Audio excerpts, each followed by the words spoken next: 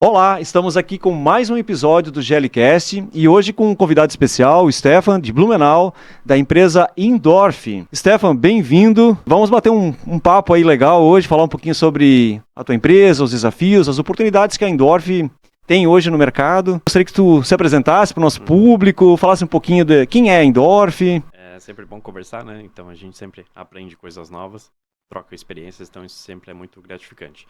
Bom, a Indorf, na verdade, nasceu como Arcoblue Confecções, né? O pessoal lá de Blumenau, mais próximo da gente, conhece a gente como Arcoblue. A empresa tem 26 anos, né? Foi fundada em 98, vai fazer 27 esse ano.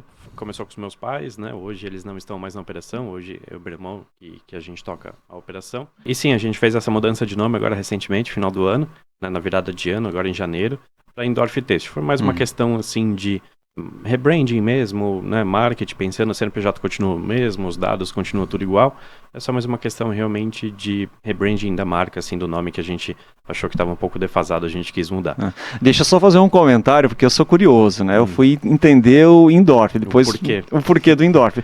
Na verdade, porque faz parte do sobrenome de vocês também, né, Butendorf, né, e Dorf, pelo que eu entendi, é de origem alemã e significa vila, uma comunidade, um vilarejo, né? Exato. E foi nesse sentido, assim, ou foi por causa realmente só porque faz parte do sobrenome de vocês? Então, a escolha, né, dessa mudança do nome. Então, a gente contratou uma agência, né, para justamente ajudar a gente nesse rebrand, porque, querendo ou não, eram 25 anos com o mesmo nome, então quando a gente pensa em mudar, a ideia é ficar pelo menos mais 25, né, digamos assim. Então não é uma coisa que se muda da noite pro dia. Então a gente conversou com eles e deu várias ideias, né, do que a gente gostaria, de um nome mais atual, mas eles falaram muito, o sobrenome de vocês é um nome forte, da região, querendo ou não, tem descendência alemã aqui na região, isso é muito forte, então seria legal trabalhar alguma coisa com o sobrenome de vocês mesmo. Então, sim, nosso sobrenome é Butendorf, que em tradução, Buten é manteiga e Dorf é vila, vilarejo, então é Vila da Manteiga, a tradução. E daí eles comentaram, vamos pegar uma parte disso e complementar com algo do setor, com alguma questão, né, que vocês gostam. E daí o IN veio justamente da indústria, da inovação, de ser inquieta, de ser toda essa questão de momento atual. Sim. Então a gente fez essa junção, a gente gostou, teve vários outros nomes, claros, né, entre a escolha, mas a gente realmente gostou bastante do Indorf, fez muito sentido pra gente. E daí por isso que a gente fez essa mudança. Será que botaram uma parte inglesa ali, né? Misturaram inglês com alemão, e aí o IN, ele quer dizer que tá dentro, então um vilarejo, então faz parte. Exato. Fez muito sentido, assim. Essa parte do inglês não estava no escopo, não estava no plano, mas depois a gente percebeu isso também, que também fez mais sentido ainda. Então realmente a gente foi bem feliz na escolha, a gente gostou bastante. E todo mundo que comentou também comenta a mesma questão, então a gente está bem feliz com o novo nome. A Indorf, então, qual é o modelo de negócio? Aonde vocês entram dentro do têxtil? Lá atrás, né, só contando um pouco da história, começou mais com camisetas promocionais, né, então naquela época meu pai vendia muito para hotéis, Costa do Santinho, que aqui em Floripa até era cliente até pouco tempo atrás, Costa do Sauí, Pariaú, esses hotéis assim mais voltados realmente para turista estrangeiro principalmente. Fazia muita camisetinha branca, básica, com aqueles bordados, né, com as paisagens dos locais. Mas isso com o tempo foi perdendo força, porque querendo ou não, produto, enfim, chinês foi entrando mais forte no mercado, outros concorrentes, querendo ou não, era um preço de produto muito baixo, então a concorrência era grande, e aos poucos a gente foi migrando para o PL, né, para o Private Label. Então, na verdade, um dos nossos primeiros clientes de PL foi a Reserva. A gente está com a Reserva há 18 anos, nós somos um dos fornecedores mais antigos deles, e estamos com ele desde o início, então basicamente com a Reserva que a gente começou realmente no Private Label. A gente tinha um representante lá no Rio na época, que era muito amigo do meu pai, que foi abrindo algumas marcas e daí foi assim que a gente foi começando. Mas então hoje, já há um bom tempo, uns 10, 15 anos mais ou menos, a gente está exclusivamente no PL, Private Label, então não temos marca própria, né? Então realmente atendendo só grandes marcas aqui do mercado nacional, já nesse ramo. E só para entender, então, no Private Label, porque você praticamente é uma indústria verticalizada, porém você não tem todos os processos na tua mão. Sim. Porque vocês fazem desde a aquisição do fio, mandar tecer, e aí vocês têm uma parte do processo que é da Indorf. Mas vocês contam com muitos terceiros, muitos fornecedores para entregar um produto. Né? Só para se puder explicar um pouquinho, né, justamente como funciona, né, esse trabalho do Private Label, Até porque assim, a gente quer trazer um conteúdo não comercial, mas técnico para o nosso público entender assim, né? Tá. Como que funciona o private label. Sim, a gente cuida de praticamente tudo. A gente, desde a compra do fio, que nem tu comentou, a gente não tem tecelagem interna, não tem tinturaria interna, né? Que tinturaria é uma estrutura muito grande.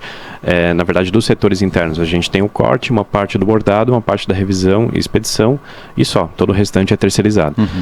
Mas a gente é responsável por tudo. O cliente chega pra gente com um croquis, né? Um desenho, uma ficha técnica e querendo desenvolver aquele produto. A gente sempre auxilia, né? Questão de, isso aqui acho que não é muito viável, vamos talvez trocar por isso. Eles também nos perguntam muito sobre novidades de malha, o que a gente pode oferecer de malha diferente. Então a gente desenvolve junto, claro, uma base já vem pronta dele, de como que ele quer o produto, mas a gente auxilia isso na amostra também. Aí depois, fazendo a amostra, a gente divide lá na empresa como 2 setores de pele, que seriam os magazines e as marcas de fato, né? Então, as marcas, elas têm mostruário, que depois da amostra a gente tem que fazer uma pequena produção de 20, 30 peças, depende a quantidade de cada cliente, que é para vender para os representantes, para eles venderem nas lojas, né, nas multimarcas, para depois vir pedir de produção. Então, aí depois, em si, vem a produção de fato. No Magazine muda um pouquinho, porque não tem essas questões de mostruário, porque é tudo loja própria, então eles não precisam de fato fazer esse mostruário. Mas, bom, a gente cuida de tudo assim. Então, desde a compra do fio, a gente manda tecer, aí a tecelagem tece, a tinturaria coleta direto na tecelagem, tinge, traz pra gente, a gente corta, ali o corte é tudo interno, faz tudo o controle de qualidade, né, da malha, inspeção gramatura, fio, enfim, largura, etc, tudo mais. E daí depois segue todo com o processo, com costura, estamparia, bordado, acabamentos. E a questão da embalagem final, realmente embala, expede, entrega para o cliente no CD dele e ele distribui para as lojas deles. Então, realmente a gente entrega o produto pronto, a solução completa para o cliente. Como eles trazem, né, os seus clientes, eles trazem já uma ideia muito pronta já. E vocês provavelmente têm que fazer um estudo para conseguir viabilizar que aquele produto de fato atenda às especificações, atenda àquela coleção, mas ao mesmo tempo tem sempre um fator custo, né? Tem que ser viável tanto para o teu cliente quanto para o negócio de vocês. E como você colocou, então são vários processos terceirizados, né? Vocês têm parceiros nesse negócio. Como fazer esse estudo, assim, que nem tudo está na mão de vocês, mas vocês dependem de outros serviços. Como é que é feito esse estudo? Hoje tem uma engenharia, um setor que tem todo esse planejamento, esse cuidado com esses números, e não é só questão de valores, questão custo, mas tem qualidade, porque está tratando de matérias-primas, de processos, de repente não é feito tudo num só, a malha não é feito, ou o tecido, né? Não é feito tudo só num fornecedor, tem mais fornecedores, até por questão de quantidade. Como é que é para vocês organizar, fazer a gestão disso tudo, atendendo aquele cliente? E eu acho que tem um outro fator aí, me corrija, que é prazo. Sim, cada vez tudo mais. Isso num prazo muito curto. Sim, é uma engenharia bem complexa, porque sempre tem a questão do custo, que obviamente, né, o que mais pega o que mais determina de fato se um produto vai entrar ou não na coleção. Mas recentemente, de uns 2, 3 anos para cá, muita questão do prazo também vem acontecendo, né? Vem muita da exigência dos clientes ultimamente. Mas bom, sim, depois que a gente faz a amostra, a gente tem o setor de engenharia. Então, quais são os setores que a gente tem na empresa? Tem o setor de desenvolvimento, claro, antes até o comercial, né? Depois o desenvolvimento, depois uma engenharia de produto, que é quem realmente faz toda essa análise e viabilidade. Se aquilo vai fazer sentido, se não vai fazer sentido, se eu vou conseguir produzir, se eu não vou conseguir produzir, e se eu vou conseguir produzir, quanto tempo que eu vou levar, porque dependendo da malha, aonde que é feita, às vezes é um mini jacar, alguma malha diferenciada que só aquela tecelagem tem que ver a fila de máquina dela, se vai atender na data que o cliente quer. Então, depois disso da engenharia, daí depois parte realmente para a produção em si, mas toda essa análise realmente é feita ali entre o setor de desenvolvimento e engenharia. E sim, é uma complexidade grande, porque hoje a gente tem mais ou menos uns 30 tipos de fios diferentes em estoque, e em questão de malha, até a última vez que eu contei estava em 80, 100 malhas. É bastante coisa. É bastante, e as malhas não são feitas em um único lugar. Muitas malhas, né, são teares comuns que tem várias tecelagens, né, que possuem aquele tear. Então a gente hoje tem várias tecelagens parceiras, tem umas 2, 3 que são as principais, mas tem outras parceiras também para justamente a gente usar como escape, né? Se realmente é um pedido pedido muito rápido, o cliente não aceita esperar e aquela tecelagem minha parceira não consegue, né, a gente tem que recorrer a outro. Por sorte, não é por sorte, mas estrategicamente a Indorf está posicionada num grande polo têxtil. Sim. Imagina se isso tudo tivesse que acontecer lá no Nordeste ou no Mato Grosso, mandar fazer todo esse desenvolvimento, a logística ia atrapalhar bem mais, né? Sim, hoje vocês estão aqui num polo de malharia, por exemplo, muito forte. Então até pessoas, né, já vieram perguntar, tá, mas por que vocês não vão internalizando alguns setores, alguma coisa assim? Mas justamente isso que tu comentou, não faz sentido internalizar certos setores, basicamente todos eles que hoje a gente terceiriza. A terceirização, eu tendo 10 tecelagens, por exemplo, disponíveis, se um não pode, o outro não pode, né, alguém a gente sempre acha para poder fazer. Eu acho que tem uma outra coisa, a versatilidade, porque imagina quantos tipos de máquinas de teares você teria que ter para fazer todos os teus diferenciados. Sim. Então isso você vai selecionando o teu fornecedor, esse teu parceiro, conforme a máquina que ele tem à disposição. Enfim, a 2842, que é a minha malha, né, de 1,20, isso teria produção direta, mas as outras não. Então também não adianta eu ter que ter 10, 15 tipos de teares e ia produzir uma semana, o resto do mês ia ficar parado, porque a demanda é muito sazonal. Então realmente não faz sentido. Então essa versatilidade realmente é muito importante, muito também por conta, né, do prazo, né, que tu comentou, que é principalmente puxado muito pelos magazines, né, a Renner, outros magazines, que justamente vem questão da reatividade, que eles comentam muito, que eles querem novos pedidos na loja em 30, 45 dias no máximo. Então para nós isso é um desafio ainda maior, porque ao longo desses anos, né, desde uns 5, 6 anos atrás, mais ou menos, a gente começou a se diferenciar muito na questão de malhas, realmente, né? Então, a gente, claro, faz camisetas básicas também, mas a gente vem cada vez mais querendo produzir um produto realmente mais elaborado, assim, sabe? Não tão comum, assim, digamos que a gente concorreria com muita gente. Então, isso está sendo um grande desafio, porque, querendo ou não, a gente tem malhas que produzem 100 quilos por dia. Então, né, um pedido de 5 mil peças entregar em um mês, sendo que só de tecelagem às vezes vai 2 semanas, depois tem que tingir, como é que faz, né? Então, isso é algo que a gente está conversando, né, com os clientes para justamente alinhar, porque uma coisa é fazer em 30 dias uma camiseta básica que meia malha que eu já tenho em estoque. Às vezes pode até já ter a cor no estoque. Então é só cortar, costurar, estampar, é muito mais fácil. Agora, a gente que tem 30 tipos de fios, 80 tipos de malha, não tenho como deixar todas as malhas em estoque, né? Não teria caixa, não teria nem espaço físico para guardar isso tudo. Então, realmente, é um desafio bem grande, que é justamente ter essa versatilidade, mas ao mesmo tempo ter uma reatividade, ter um custo também, não adianta, né? A gente conseguir entregar rápido, mas daí ficar 10% mais caro do que o cliente quer pagar. Então, realmente é uma matemática bem difícil, mas que esse ano ainda está mais puxada, né? A gente escuta dos clientes falando, a gente sente isso também, que realmente não está sendo um ano muito bom de venda final, né? Na ponta, realmente as lojas, o feedback que a gente escuta é que a venda realmente não está acontecendo muito bem. Sim. Por toda a questão da economia e tudo mais. Toda essa questão também de guerra entre Estados Unidos e China também atrapalha. Muitas incertezas, né? Exato. Então todo mundo está segurando, todo mundo está com medo, né? Ninguém vai fazer grandes apostas porque não sabe como é que vai ser daqui para frente. Então, só mais uma dificuldade, mais uma pedra aí no caminho para dificultar um pouco mais, mas enfim, faz parte do mercado, né? A gente já está há bastante tempo nisso, a gente tem que se moldando a isso. Ô Stefan, dentro de tudo isso que você colocou, desses desafios, e também quando tem desafio, normalmente tem uma oportunidade, né? Desafio para um, oportunidade para o outro. Claro. Hoje, assim, lá na Indorf, qual é a principal dor de cabeça de vocês hoje, assim, no processo? É matéria-prima, fornecedor, é pessoal? O que hoje, assim, mais o Stefan acorda, assim, cara, de novo, vamos lá, vamos encarar mais esse dia aí. Então, bom, pessoal, acho que eu nem vou falar porque é uma dor para todo mundo, toda hora, constantemente, né? Então isso é de praxe falar que realmente a falta de mão de obra mais especializada, eu diria que mais qualificada, né? Mais qualificada, que é o mais complicado. Que às vezes tem algumas vagas, né, que a gente demora muito para realmente preencher, porque realmente não vai encontrando aquela pessoa naquele gabarito que a gente, né, tá precisando no momento. Mas tirando essa parte de pessoas, hoje, sinceramente, é essa questão de que o bom da terceirização é essa versatilidade, mas o lado ruim qual que é? que a gente já entendeu essa demanda do cliente de reatividade, mas isso agora a gente repassar para todos os fornecedores e todos os fornecedores estarem alinhados com a gente é que é o grande desafio. Porque quando tu é verticalizado, beleza, tá tudo ali dentro, tu decide o que tu bota na frente, Sim, o que tu você segura. Define as prioridades. Exato. Agora, como que eu vou conversar com um terceiro que não é exclusivo meu, que presta serviço para outras empresas? E talvez você nem tenha um volume para chegar na mesa e bater e negociar. Né? Não tem um volume, né? Às vezes é 5%, 10% da produção dele, do faturamento 15%, enfim. Então, como que eu vou chegar e tipo, não, quando for o meu pedido, eu preciso que tu faça antes. Tipo, passa na frente, cara, não, vai ter fila, vai ter que esperar. Então, o que a gente está tendo a maior dificuldade agora, que está sendo esse nosso segundo passo, digamos assim, é realmente transmitir essa mensagem, transmitir para os fornecedores essa questão realmente da reatividade, da produção mais rápida, né, de just-in-time cada vez mais rápido. Então, esse está sendo o grande desafio.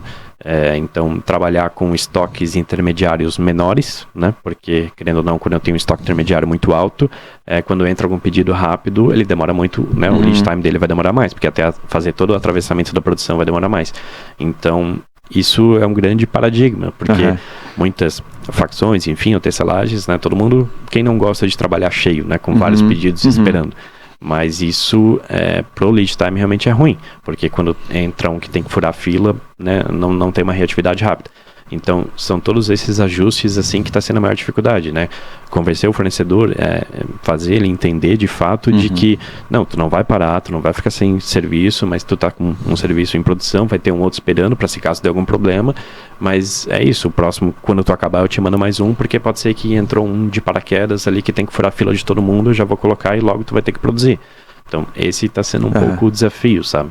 Essa negociação, então, na hora de, vamos chamar assim, de desenvolver um novo fornecedor, entram muitos critérios, né? A questão de volume, preço, o que ele consegue de fato te entregar, qualidade, logística, são muitos critérios e isso não é algo tão simples, muitas vezes definir um novo fornecedor, né? Provavelmente tu tem todos esses critérios muito bem definidos para dizer, cara, esse fornecedor aqui ele vai me atender e da mesma forma, esse teu fornecedor, quando vocês estão negociando ali, ele também deve olhar para a Indorf e dizer assim, faz sentido para a gente, né, Indorf, porque como você disse, o volume muitas vezes é pequeno, porque trabalha com diferenciado, ele vai dizer, não, mas eu te atendo, mas também tem um custo, né, tem uma taxa aí. Sim.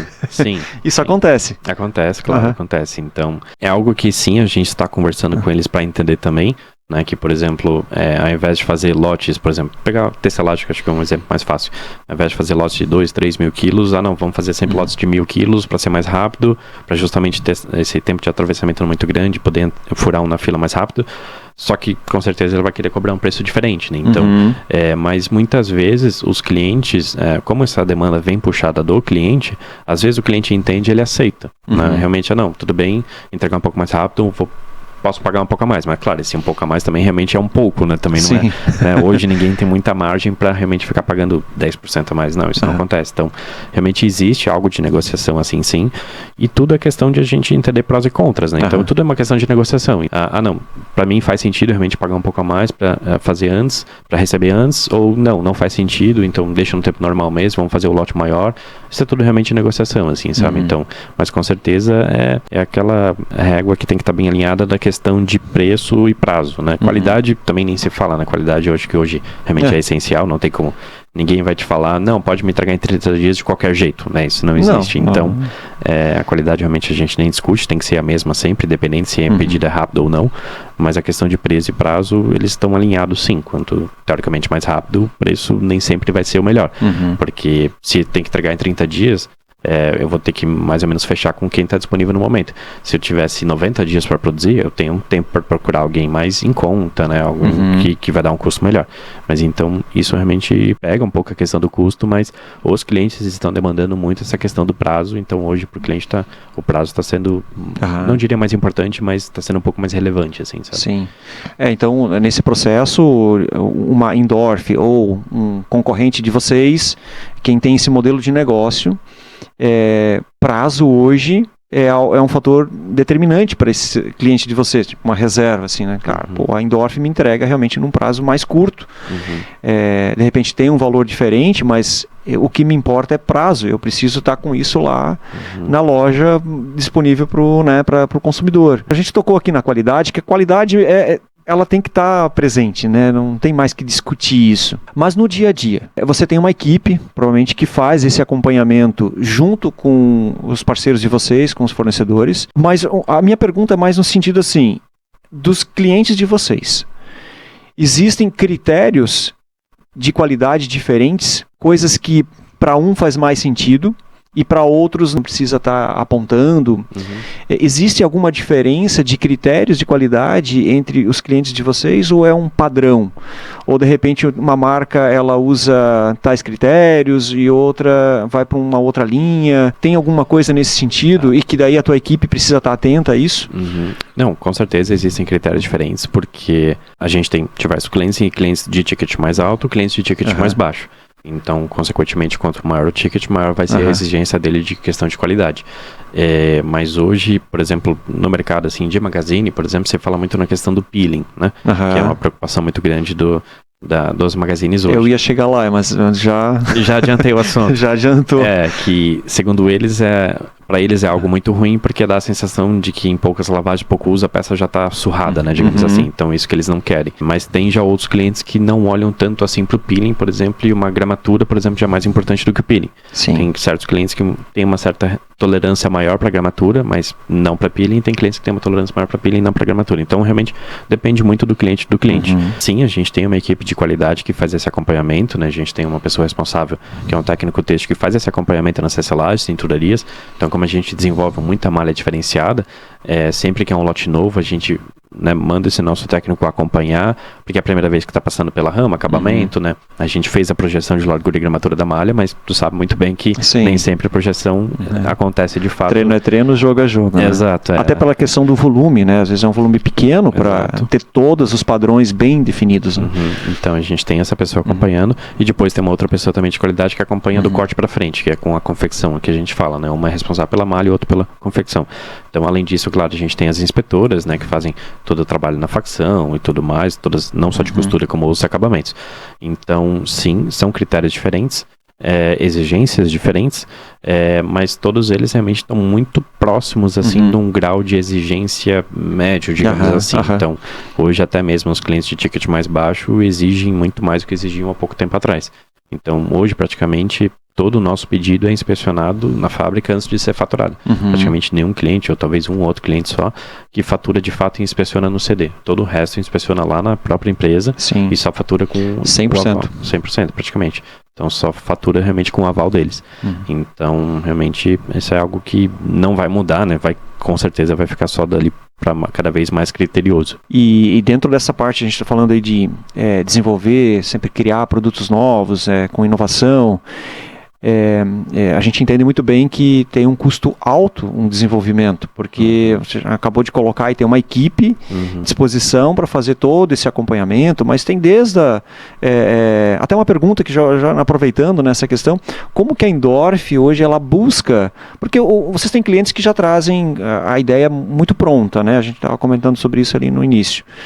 Mas vocês também fazem essa busca por novidades, né, tendências, e dentro disso definir alguns materiais, o fio que vai ser utilizado, o tipo de malha, de produto que vocês vão desenvolver. Como é que é esse processo para vocês ali no início desse desenvolvimento? Vocês têm uma equipe? Onde vocês buscam essas tendências para trazer para o teu cliente, para o cliente de vocês também, essas pesquisas, né? Legal. Não, inclusive eu estou indo viajar agora, dia 21 de abril, volto dia 2, vou ficar uns 10 dias fora. Mas basicamente a Europa, né? A gente faz realmente o que outras empresas também já fazem, né? Nenhuma grande novidade, digamos assim, mas é viagem de pesquisa realmente lá fora. Então, geralmente a Europa, né? Espanha, Madrid, Barcelona, Londres, essas cidades que a maioria do pessoal vai. E a gente vai realmente como o produto em si. Não somos nós que determinamos, é o cliente que já vem com a ideia. A gente vai muito com o olhar de matéria-prima, de malha, de fato. Que isso, sim, o cliente, que nem comentei no início, ele pede pra gente essa novidade. Então, por exemplo, o que tu tem de novidade, o que tu está sentindo que está sendo de tendência, por mais que o próprio cliente tenha a sua equipe de pesquisa, a sua equipe de tendência, eles estão muito ligados nisso, obviamente, mas ele nos pede também, né, o que tu tem de sugestão. E claro, sempre pensando em melhor custo-benefício, né? Não adianta trazer algo que para aqui, para a realidade do Brasil, realmente é inviável, né? Porque a gente sabe lá fora, por exemplo, na Ásia, enfim, a própria Europa, também Portugal, que é um polo têxtil forte, tem uma facilidade de equipamentos a um custo muito menor, os fios têm um custo menor, então a gama de fornecedores também é maior, então nem sempre tudo que a gente traz a gente consegue replicar. A gente tem que adaptar aqui para a nossa realidade. Então, muitas vezes, um tear muito fino que a gente não encontra aqui, tem que usar uma finura um pouco mais grossa, tem que trocar um fio, isso faz parte, né? Então, realmente, já tem que adaptar para a nossa realidade. Exato. Então, mas sim, a gente tem uma equipe, na verdade, geralmente quem viaja sou eu, ou tem a nossa coordenadora do desenvolvimento também, que já foi uma vez, então geralmente é a gente, que faz realmente essa pesquisa para trazer, né, novidades, trazer o que está sendo feito lá fora, para justamente a gente aplicar aqui para o mercado nacional. Mas até pegando um gancho disso, assim, a gente vem sentindo que o Brasil já está muito mais próximo, assim, sabe, da questão da tendência lá na Europa. Lá no início, a gente tinha feito uma outra pesquisa antes, mais tempo, faz quase uns 10 anos, que a gente via que era um abismo, assim, sabe, realmente na Europa estava se desenvolvendo coisas que aqui só se falava em meia malha e piquê, basicamente. Sim. Mas hoje não, a gente vê já aproximou bastante. Então, hoje, né, ainda continua a questão das texturas, né, com muito alto, questão das máquinas duplas, enfim, mini jacar, tal, trabalhados. Então isso continua lá fora também, pelo que a gente viu no passado. Vou ver agora como é que está, mas acredito que deva continuar também. Então isso no Brasil também já tem muita malha, já tem muita gente fazendo isso também. Então a gente realmente está muito próximo. O que agora a gente está mais ou menos sentindo, assim, de tendência está sendo talvez diminuir um pouco essa questão de texturas, serem malhas mais lisas, mas com um toque mais sofisticado, um toque mais macio, um acabamento melhor.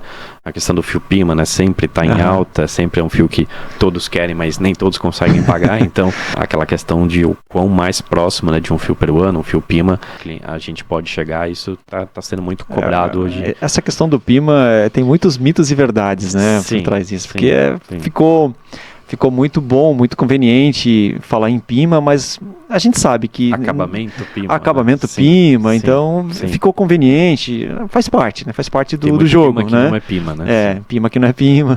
O peruano, que daí muitos já ligam ao Pima, mas não é porque é peruano que é Pima, né? O Tangues, né? Então sim, isso tem, infelizmente tem muita, esse marketing, né? Digamos que não é a realidade, mas os clientes que de fato, muitos dos nossos clientes já importam um produto pronto do Peru, então de fato né, peruano, Pima, então pedem muito essa questão de o mais próximo do fio peruano, que realmente de fato é um fio muito bom, é um toque muito bom.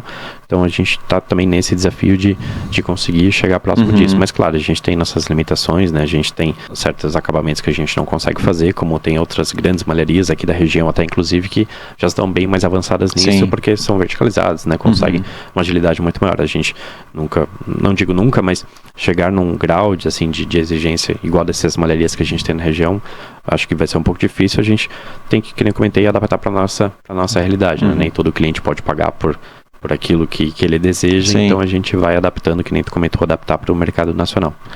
Eu sei porque assim, eu já fiz parte desse processo de desenvolvimento na indústria, seja quando a gente vai lá para fora, ou uma estilista, né, falar aqui das estilistas, mas né, qualquer profissional que faz esse trabalho de pesquisa, de tendências, então vai lá para fora, muitas vezes não vai lá para fora porque normalmente é o mercado que vai se buscar tendências, né, fora do Brasil, né, acha assim, tudo muito lindo, maravilhoso, mas tem um momento de frustração, vamos chamar assim, frustração, porque chega aqui, expectativa e realidade, porque chega aqui, aí já começa o pessoal da engenharia, vamos lá, e colocar algumas barreiras. Não, isso não roda, isso não tem uma máquina para trabalhar com esse produto.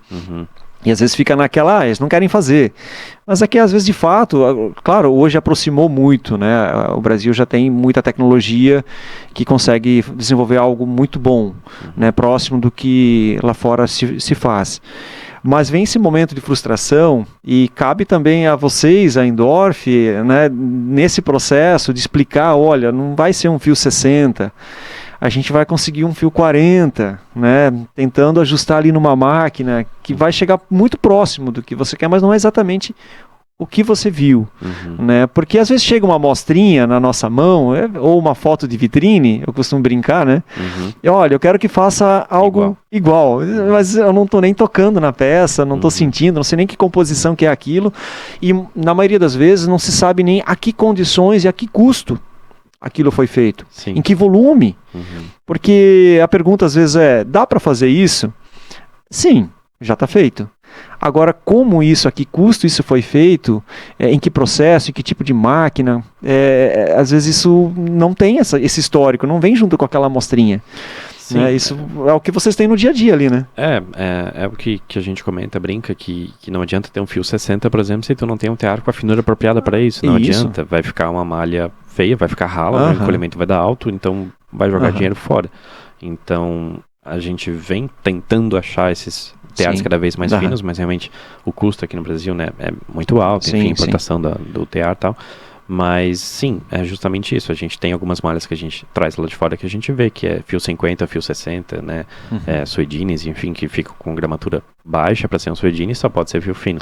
Então, a gente não consegue, de fato, nesse título de fio, mas a gente adequa para um 40, né? Faz algum trabalho, tenta achar um tear mais próximo para chegar o mais próximo da realidade de fato. Mas sim, ainda tem essa diferença, esse gap, assim, entre questão de malhas, não é tanto na tendência, que nem eu comentei, mas tecnicamente ainda é grande, né? Então realmente tem máquinas que lá a gente sabe que existe, que aqui não tem, ou que se tivesse ninguém ia conseguir pagar, porque realmente é um custo muito alto. Muito alto. Então faz parte do jogo, mas no geral os clientes entendem sim, eles sabem, porque não é novidade, né, para ninguém, não é algo especificamente nosso em Endorf, é realmente que aqui na região, que é justamente um polo, que nem tu comentou, onde a maioria das empresas estão, que a gente realmente não encontra, né, esse tear apropriado para aquilo. Então realmente, infelizmente, não tem muito o que fazer.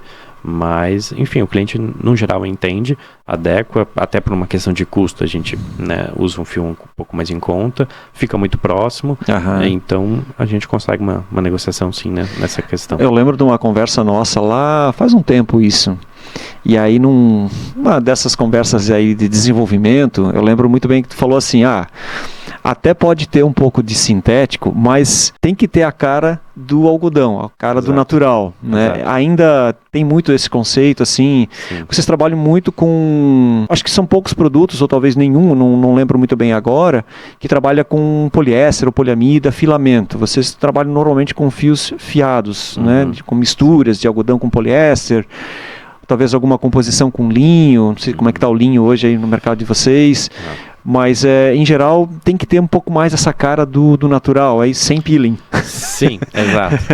Tem que juntar a parte boa de tudo e tem que dar um custo bom ainda no final. Mas sim, a gente, sempre que possível, né, a gente coloca alguma coisa de um fio sintético para questão de custo, basicamente, e muitos também por questão de encolhimento. Porque, sim, estabilidade. Porque, que nem eu comentei, se quer fazer um suedine muito fino e não tem o tear apropriado para isso, no 100% algodão não vai ficar bom. Então, vamos colocar um pouco de poliéster. Geralmente se coloca daí na parte interna da malha, né? Para justamente não aparecer o brilho do poliéster, não dar o peeling do poliéster. Mas realmente alguma coisa a gente acaba colocando por esses dois motivos, basicamente encolhimento e basicamente custo. Mas sim, malha exclusivamente 100% poliéster ou 80% poliéster, não, isso praticamente a gente não faz. O algodão ainda continua sendo realmente, né, a fibra que os clientes mais gostam, pela questão do toque e tal, tudo mais, brilho, enfim. Mas sempre que possível a gente coloca assim, porque senão realmente não fecha preço e também a malha não vai ficar com aquela qualidade que a gente deseja. A questão do linho, sim, ainda continua muito em alta, veio do ano passado, a gente ainda sente essa demanda. Agora no início do ano ele até que cai um pouquinho porque ele é muito verão, né? O linho é muito essa questão da vibe traz, do verão. Então, esse frescor, essa questão de praia, né? Então realmente no inverno o linho acaba caindo um pouco, mas para o segundo semestre ele sempre explode o consumo, realmente é um fio que o pessoal gosta bastante. Então são ajustes, né, que a gente vai fazendo aí no dia a dia. O linho ele tem uma especificidade, até no próprio processo dele, não é uma fibra natural excelente, mas no processo de obtenção do linho é algo bastante trabalhoso e bastante custoso.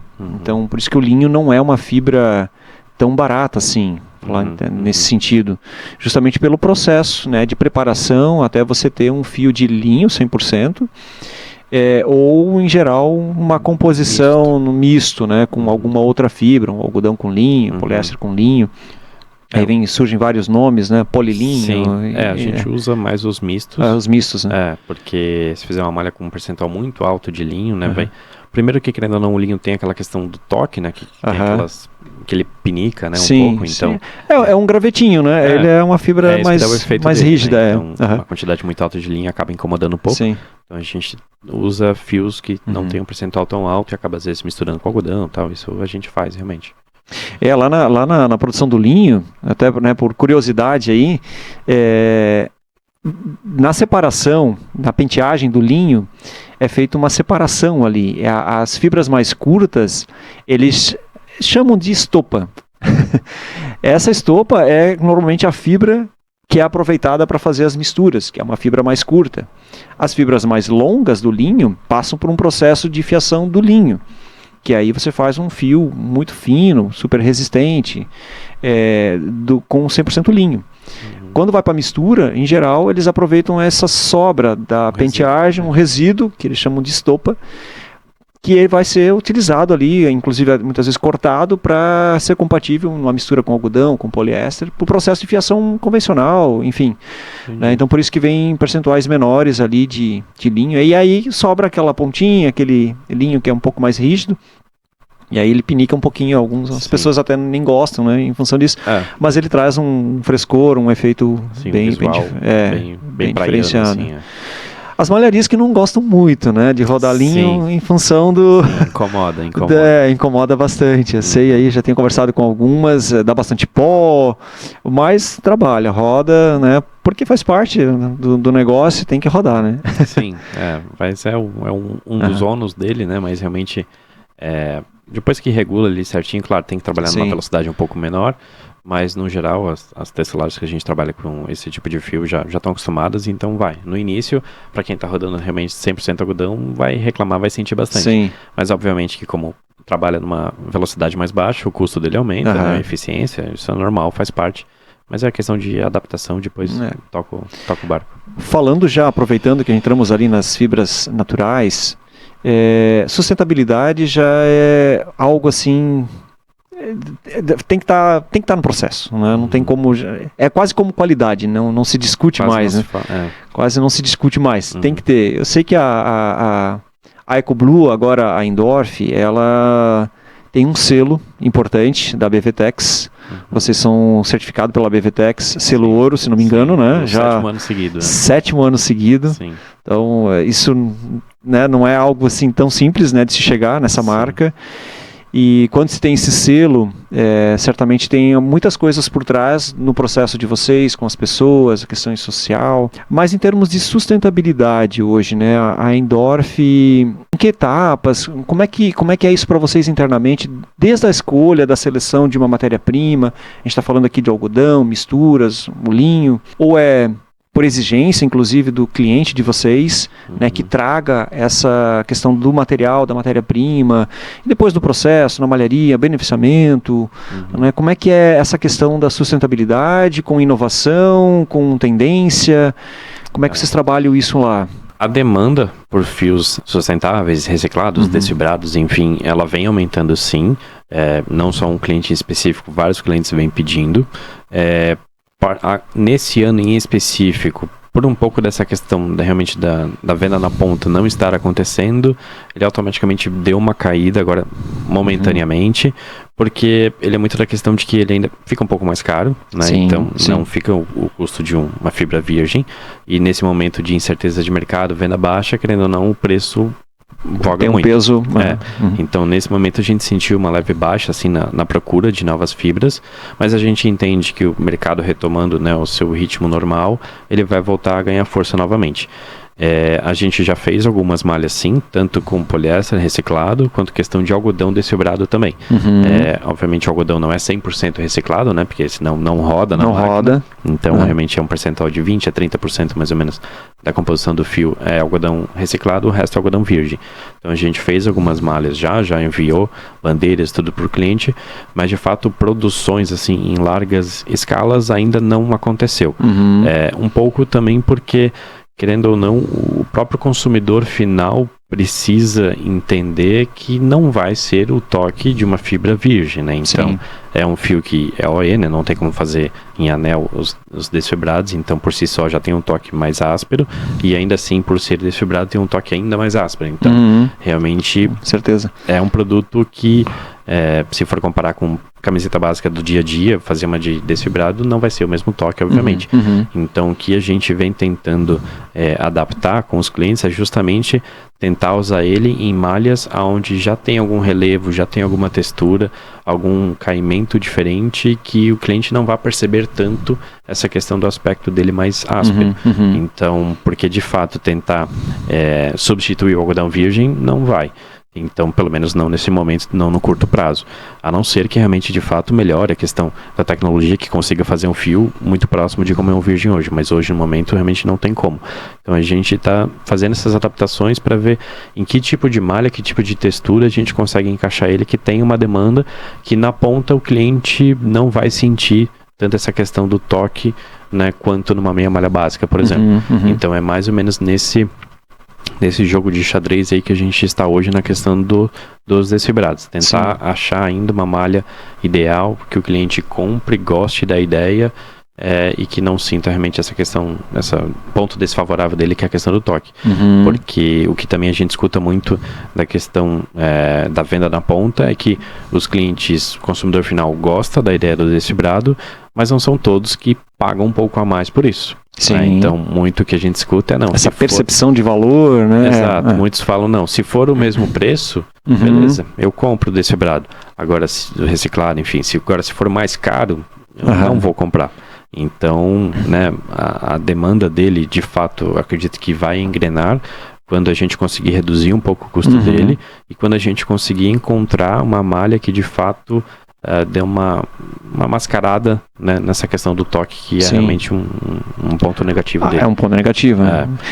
Aí a gente entra sempre naquela questão, o que é qualidade e o que é característica, porque às vezes você quer buscar, né? Vamos lá, tem um cliente lá que ele quer a característica, a qualidade para uma coisa que não tem aquela característica. Ele quer o toque de um Pima, vamos lá, com um desfibrado, não vai conseguir. Eu acho que ainda não tem essa mágica, assim, né?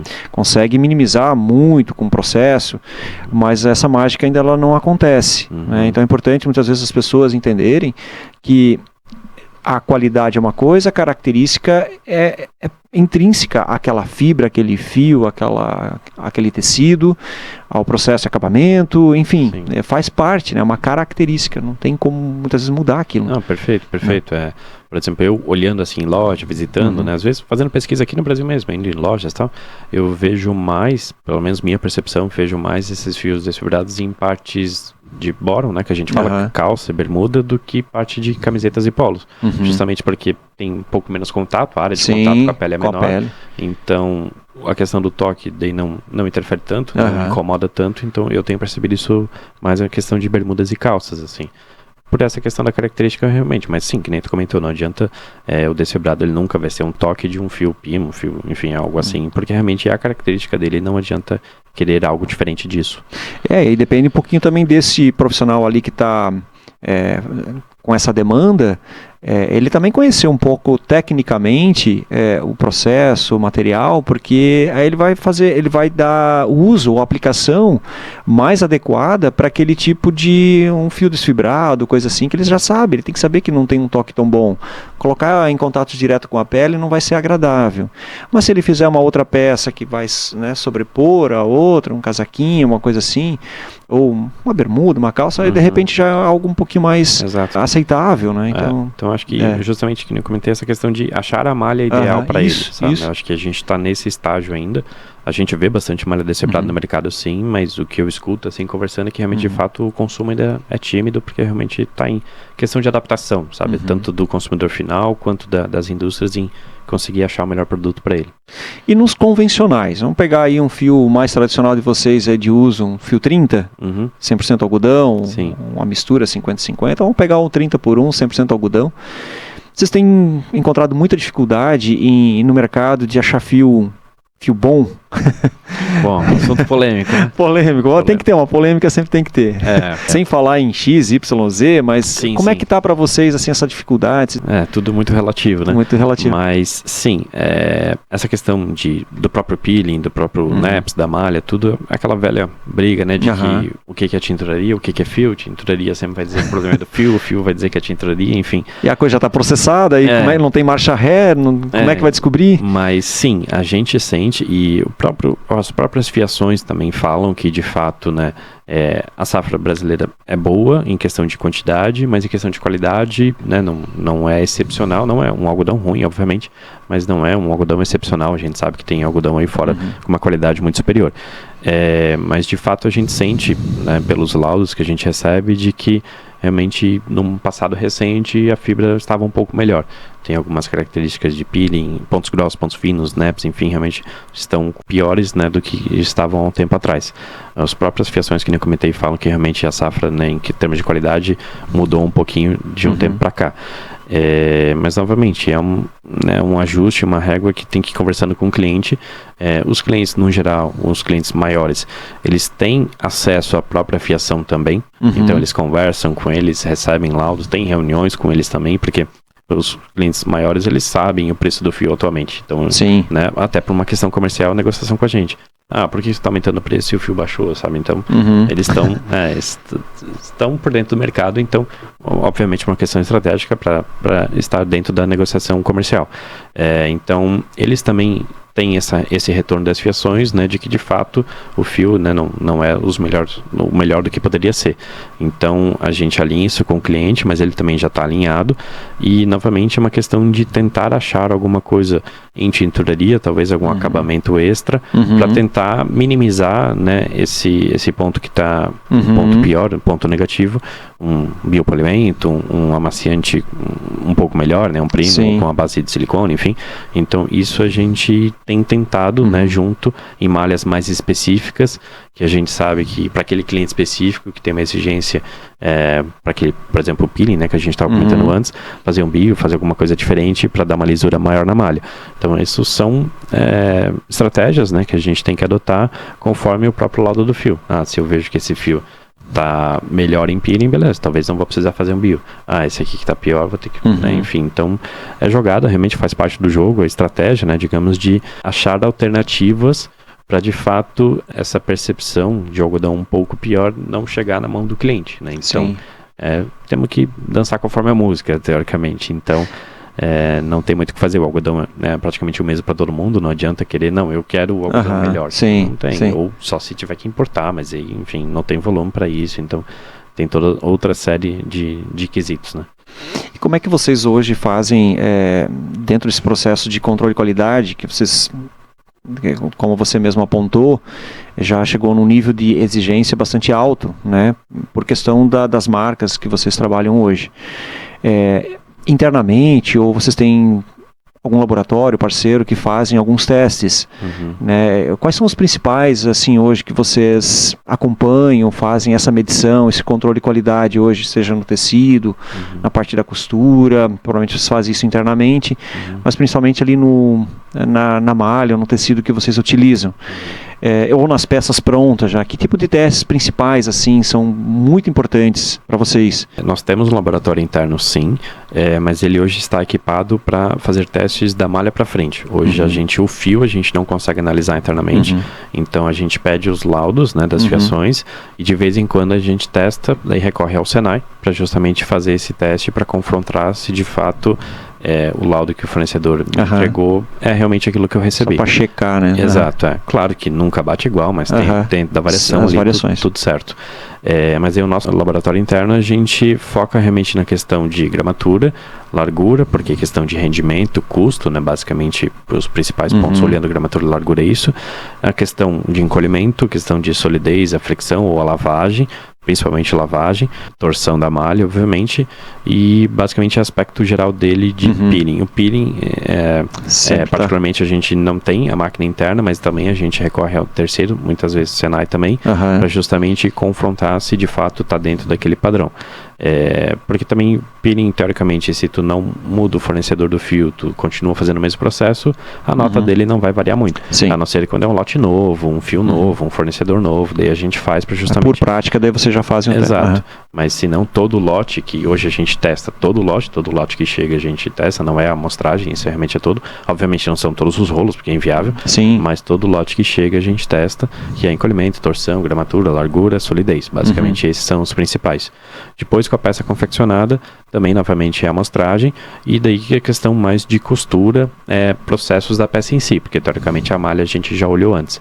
Então é questão de costura, estampa, se lava alguma peça com estampa para ver se a estampa está caindo ou não, né? Questão de solidez da estampa. Então basicamente detalhes de costura em geral, se a costura está desmanchando, não está desmanchando, o ponto está estourando ou não. Então essas questões mais focadas daí realmente para a parte da peça confeccionada. E de cor? Tonalidade de um lote para o outro, essa repetibilidade, reprodutibilidade, né, de um lote para o outro, manter sempre aquele padrão de cor, sem encontrado muita dificuldade. É muito exigido isso para vocês também?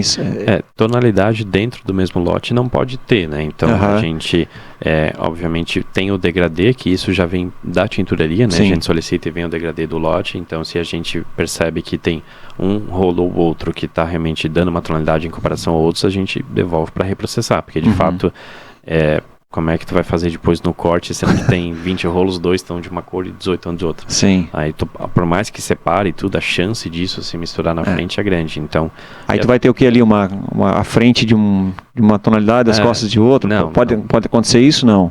Pode porque se naquele rolo, naquela folha, foi cortada uma frente, depois pegou uma costa de um outro rolo, vai acontecer.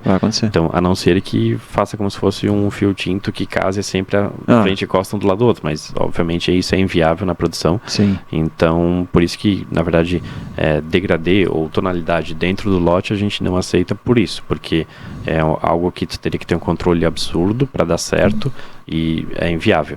Então, quando é tonalidade dentro do lote, a gente devolve. Tonalidade entre lotes, a gente usa da escala cinza para justamente entender uma variação. Obviamente, né, a gente já sabe, né, do processo, que cada lote de tingimento vai dar uma certa nuance. Então, por N fatores, né, por mais que seja o mesmo lote de fio, vai dar variação, isso é normal. Mas claro que tem que estar dentro daquele padrão que a gente já tem estipulado com a própria tinturaria também. A maioria das tinturarias que a gente trabalha tem laboratório interno também, obviamente, então eles também já têm o padrão deles. Tudo que foge daquilo, eles também já reprocessam. Às vezes a gente nem fica sabendo que tem um reprocesso, porque eles mesmos já barraram, né, a questão que ficou fora do padrão. Um parâmetro ali é o delta que vocês usam? Sim. Qual que tu podes abrir? Qual que é o delta?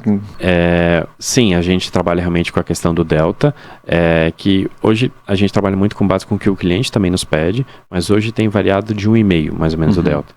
Tem alguns clientes que são um pouco mais tolerantes, que vai até 1,2, mas tem clientes que a gente sabe no mercado que toleram só 1, por exemplo, mas a gente não trabalha com eles, são clientes assim, até internacionais, digamos que daí tem uma exigência maior, mas hoje o padrão que a gente pelo menos adota, assim, recebe de feedback dos clientes também é de 1,5.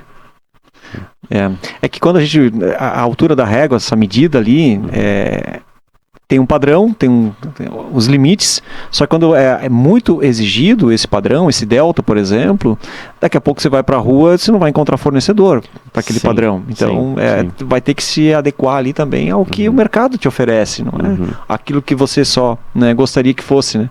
Mas o que realmente o mercado consegue te entregar. A gente também não vai levar a ferro e fogo, né? Digamos assim, deu 1,6, devolve. Não, a gente vai entender. Muitas vezes, depende da cor, se deu 1,7, 1,8, até próximo de 2, tem cores que realmente não percebe uma nítida, porque obviamente a gente cobra isso também bastante do nosso pessoal do nosso laboratório, enfim, qualidade, que obviamente precisa ter um bom senso, né? Não é porque a nota é 1,5, tira 1,6, devolve. Não, peraí, mas no visual realmente dá diferença? Não. Tá, então libera, ok, tá tudo certo. Agora, no visual realmente é nítido, e tá fora da nota, tá, então realmente a gente precisa consertar.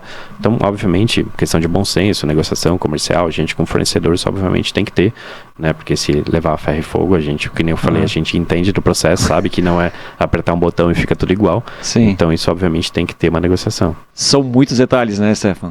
Muita coisa, muito processo. E isso, logicamente, não se faz sozinho, né? Se trabalha em equipe, uma equipe preparada, existe toda a dificuldade hoje, né, de conseguir mão de obra qualificada, bons materiais, bons parceiros, então é muita coisa envolvida. a cadeia têxtil ela é gigante, complexa, cheia de variáveis. Um dia nunca vai ser igual ao outro, porque pegar o beneficiamento, a água que passou já não é mais a mesma, nunca vai ser a mesma. Aqui chove bastante. Aqui chove, já interfere. Então, o têxtil é esse mundo, né? Ou você ama ou você odeia quase, né? Eu ia falar isso, então é meio doido, mas a gente que está no meio gosta, né? Então, sim. Obviamente, senão não estaria nesse ramo, mas faz parte do jogo. Realmente são muitas variáveis, é uma fibra, né? A grande maioria fibra natural, algodão, sim. Então tem variações de lote para lote, mas é aquele desafio que é gostoso no final das contas, quando tu vê que dá certo, vê que o cliente gosta, que o produto vende na loja, o cliente bota, repeat, né, um novo pedido. Então isso tudo é gratificante no final para justamente, né, sacramentar que realmente o trabalho foi bem feito, deu tudo certo, e obviamente a gente sempre tem o que melhorar, e é aquela busca contínua da melhoria contínua sempre, né? Então faz parte.